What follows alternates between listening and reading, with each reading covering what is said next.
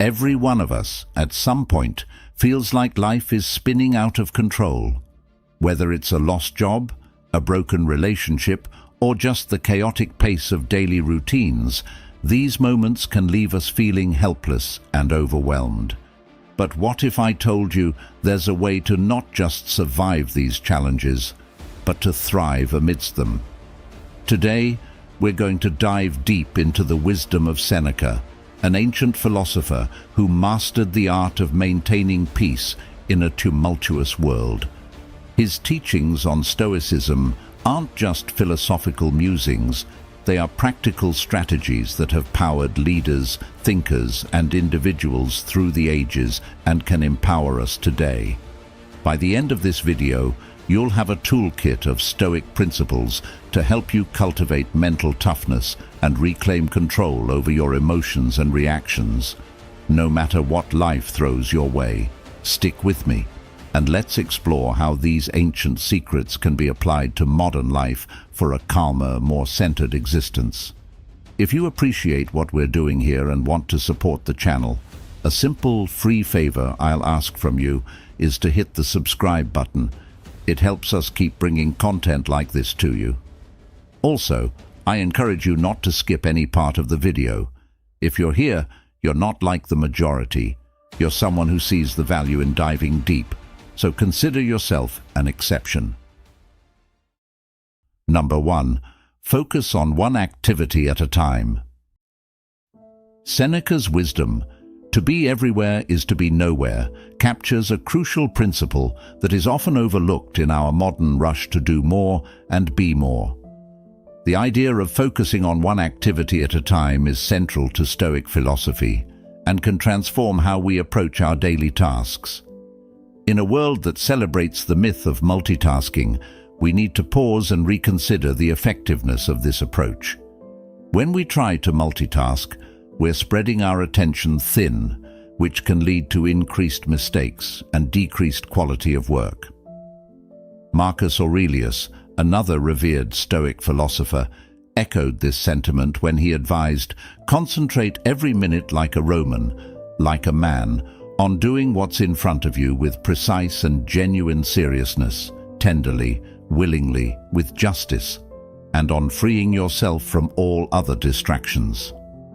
This focus is not just about improving productivity, it's about cultivating a quality of mind that values depth over breadth. Focusing on one activity at a time allows us to immerse ourselves fully in the task at hand, whether it's a professional assignment, a personal project, or a meaningful conversation. This kind of deep work fosters a greater sense of accomplishment and satisfaction. Plato might argue that this singular focus helps us access a higher form of beauty and truth in our work, as it allows us to give our best effort and to create something that resonates with the ideals of goodness and excellence. Moreover, the psychological benefits of focusing on one task at a time are significant. It reduces the cognitive load on our brains, minimizing stress and enhancing our decision-making capabilities. Aristotle, who valued the development of virtues through habitual right action, would likely support this practice as a way to develop the virtue of temperance or self-control, helping us regulate our desire for distraction and immediate gratification. In practicing this focused approach, we not only follow the footsteps of Stoic philosophers, but also align with the teachings of modern psychology, which suggests that our brains are not wired to handle multiple complex tasks simultaneously. The quality of our work and our life improves when we give our full attention to one thing at a time. Socrates' method of deep inquiry and dialogue, focusing intensely on one subject to the exclusion of all else, exemplifies how powerful this method can be. Embracing this Stoic principle doesn't just make us more productive, it makes us more thoughtful, peaceful, and balanced individuals. It is a rejection of the chaos of modern multitasking and an embrace of a more deliberate and purposeful mode of being. As we practice this, we might find that not only do our results improve, but so does our overall well-being. Number 2. Practice philosophy to control your impulses. Seneca's insight, "All the greatest torments are the result of an undisciplined mind," reveals a profound truth about human nature. Our unchecked impulses can be the source of immense emotional turmoil and suffering. Stoicism, which emphasizes the importance of self-control and rational thinking, provides us with a framework to address this challenge. Rather than suppressing our emotions, which is neither healthy nor sustainable, Stoicism teaches us to understand and manage them. The process of managing our impulses begins with self-awareness. Epictetus, another Stoic philosopher, famously said, "No man is free who is not master of himself." This statement highlights the necessity of self-mastery in achieving true freedom and happiness. By becoming more aware of our impulses and the triggers that set them off, we are better equipped to handle them rationally. This doesn't mean denying our feelings, but understanding them deeply enough that we can respond in ways that align with our long-term goals and values. In the realm of philosophy, Aristotle also spoke about the importance of moderating our impulses through the development of virtues. He believed that virtue lies in finding the balance between excess and deficiency, a concept known as the golden mean. For instance, courage is the mean between recklessness and cowardice. Applying this to impulse control, we seek to find a balance between spontaneous reactions and complete inaction, aiming for thoughtful, deliberate responses that reflect our best selves. Moreover, practicing philosophy as a guide to controlling our impulses involves cultivating rational thought as a habit. Marcus Aurelius, in his Meditations, often reflected on the importance of aligning thoughts with rational and virtuous principles. He wrote, "You have power over your mind, not outside events. Realize this, and you will find strength." This perspective encourages us to focus on our internal responses rather than external provocations, thereby gaining greater control over our impulses. By critically examining our impulses with the aid of philosophical wisdom, we can begin to make choices that are not dictated by fleeting emotions, but are the result of careful thought and reflection. This practice not only strengthens our mental fortitude, but also helps us live more harmoniously with our values. It leads to a life where decisions are made not in the heat of the moment, but with a clear, composed mind. The Stoic approach to impulse control is about cultivating an inner dialogue that constantly questions and assesses our instinctive reactions. It is about making philosophy not just a subject we study, but a way we live our lives, allowing us to rise above immediate gratifications and achieve a deeper sense of satisfaction and purpose. This disciplined approach to managing impulses is not just about avoiding emotional pain, it's about forging a path to a more thoughtful, fulfilling life. Number 3. Stay prepared. Seneca, which is all about being prepared, famously said, "Rehearse them in your mind. Exile, torture, war, shipwreck, all the terms of our human lot should be before our eyes." This advice might sound a bit dramatic at first. After all, not all of us are navigating the high seas or entering battle. But what Seneca is getting at here is the concept of mental preparation for life's inevitable challenges, a cornerstone of Stoic resilience. Stoicism teaches us to anticipate and mentally rehearse for the worst, not to fill us with dread, but to diminish the shock and pain when difficulties do occur. This practice is known as premeditatio malorum, or the premeditation of evils. It's about visualizing the most challenging scenarios, not to worry obsessively, but to be emotionally and mentally equipped when life throws its curveballs. Think about it this way. Athletes practice under tough conditions to prepare for the strain of actual competition. Similarly, by mentally rehearsing challenging situations, We train our minds to handle stress and adversity with less panic and more poise. This Stoic practice helps us appreciate our current state. When we realize how much worse things could be, our everyday problems seem less overwhelming. Applying this Stoicism doesn't mean living in constant anxiety about what could go wrong. Rather, it's about having a realistic acknowledgement of potential negative outcomes. For example, if you're worried about job security, instead of spiraling into fear, you could start preparing by updating your resume, enhancing your skills, or even exploring alternate career paths. This way, if the worst were to happen, you're not caught off guard and are better positioned to handle the situation. Moreover, this principle extends beyond personal crises. It's about maintaining a level of readiness for any significant changes in our lives, from financial instability to personal loss. By staying prepared, we not only shield ourselves from the initial shock, but also quicken our recovery and adjustment periods. We become less reactive and more responsive, a subtle but powerful shift in handling life's uncertainties. Seneca's counsel helps us forge a mindset where we're not overwhelmed by adversity, but are fortified against it. This mental readiness is not about expecting the worst, but about being prepared to deal with any situation, thereby enhancing our resilience and overall mental toughness. Through this Stoic lens, we see not just the potential for loss or hardship, but also the opportunity for growth and renewal in every challenge. Number 4. Voluntarily embrace hardships. Another profound insight from Seneca: difficulties strengthen the mind as labor does the body. This idea is at the heart of Stoicism and speaks to a practice that can seem counterintuitive at first: voluntarily embracing hardships.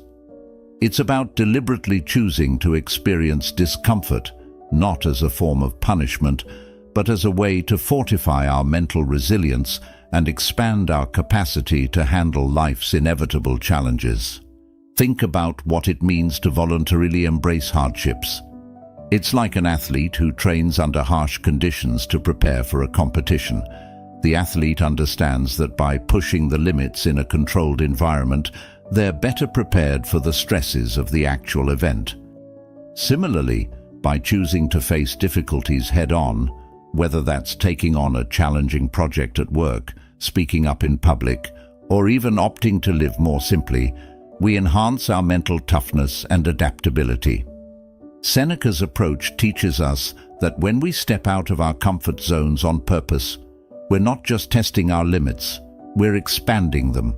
For example, if you dread public speaking, regularly putting yourself in situations where you must speak in front of others can transform your fear into a skill. Over time, what once felt insurmountable becomes manageable and eventually comfortable. This Stoic practice is not about seeking out suffering for its own sake, but about recognizing that growth often comes from discomfort. Embracing voluntary hardships also means resetting our comfort thresholds.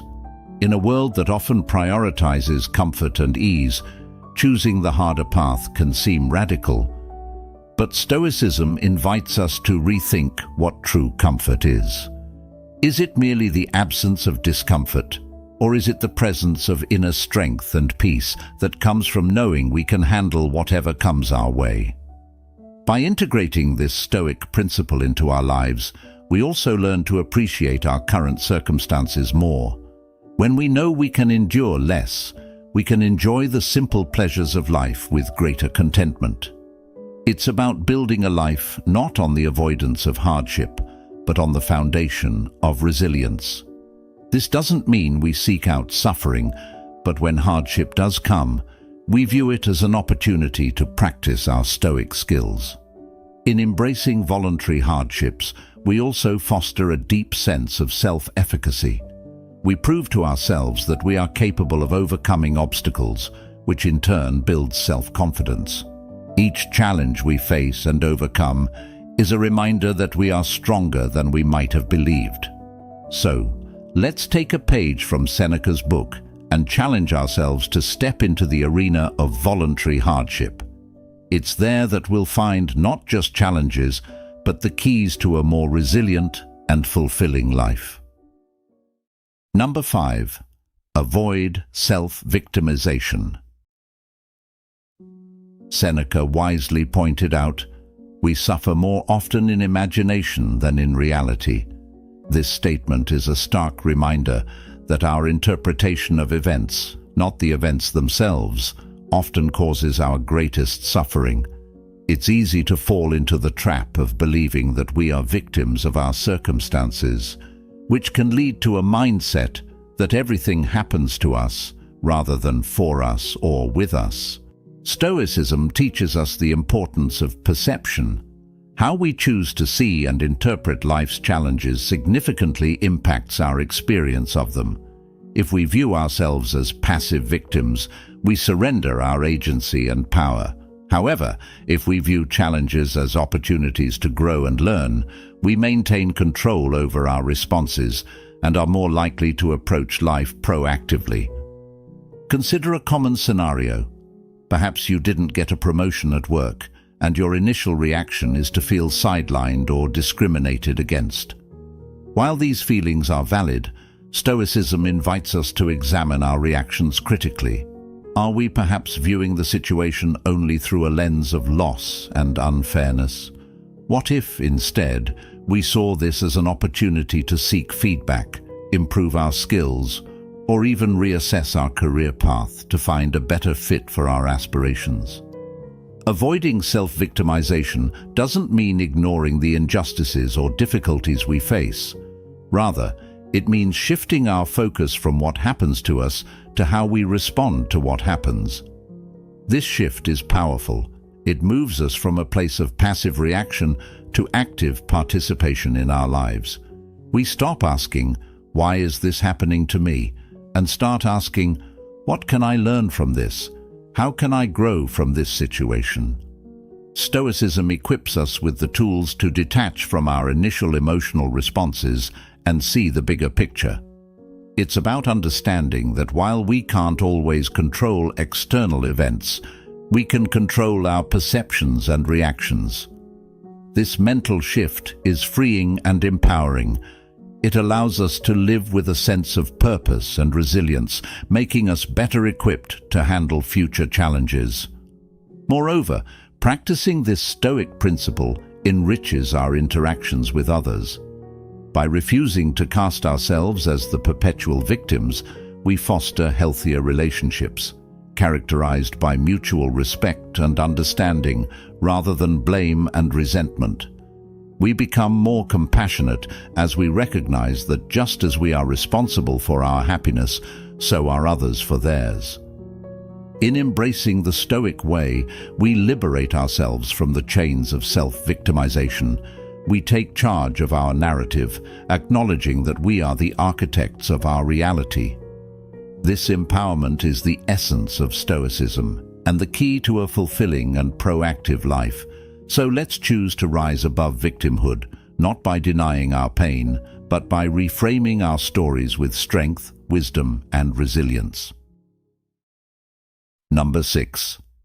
Spend time in solitude.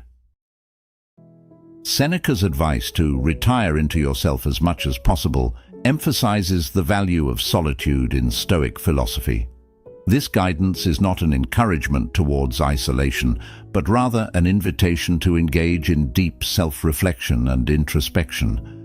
In our fast-paced, interconnected world, the noise of everyday life can drown out our inner voice and hinder our ability to reflect on our personal growth and values. Stoicism teaches us that true solitude is a state of rich self-awareness and not merely a physical state of being alone. The benefits of spending time in solitude are profound and have been echoed by philosophers throughout history. Marcus Aurelius, another Stoic philosopher, often wrote about the importance of introspection in his personal writings. He believed that understanding oneself is essential to living a life of virtue and purpose. He stated, "Nowhere can man find a quieter or more untroubled retreat than in his own soul." This highlights the idea that solitude provides a sanctuary where one can escape the demands of the external world and focus on internal development. Furthermore, the practice of solitude allows us to explore our thoughts and emotions without distraction. It gives us the space to process our experiences and to align our actions with our principles. By regularly engaging in this practice, we cultivate a deeper understanding of who we are and what we truly want from life. This alignment is crucial for living authentically and achieving personal fulfillment. Aristotle also touched on the importance of self-reflection for achieving eudaimonia, or flourishing. He believed that self-knowledge was essential for developing virtues and living in accordance with reason. In solitude, we can assess our lives critically and make adjustments that reflect our true values and aspirations. The Stoic practice of solitude also encourages us to develop resilience. Epictetus emphasized the need for personal reflection to fortify the mind against adversity. He advised individuals to use solitude as a tool to strengthen their character and mental endurance, preparing them for the inevitable challenges of life. He posited, "It is in your power to withdraw yourself whenever you desire. Perfect tranquility within consists in the good ordering of the mind, the realm of your own." Moreover, spending time alone helps us appreciate our relationships and social interactions more fully. When we return from periods of solitude, we often find that we have more to offer others, whether it's greater empathy, patience, or clarity. This not only enriches our personal relationships, but also enhances our contributions to our communities.